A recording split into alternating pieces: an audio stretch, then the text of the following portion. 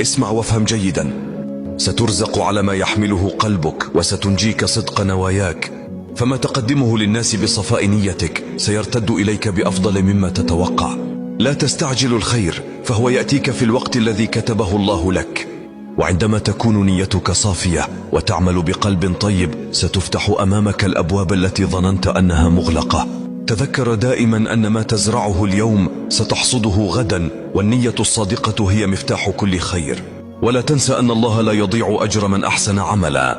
كل خطوة تخطوها بنية الخير ستعيدك إلى الطريق الصحيح مهما ضاقت الدنيا عليك.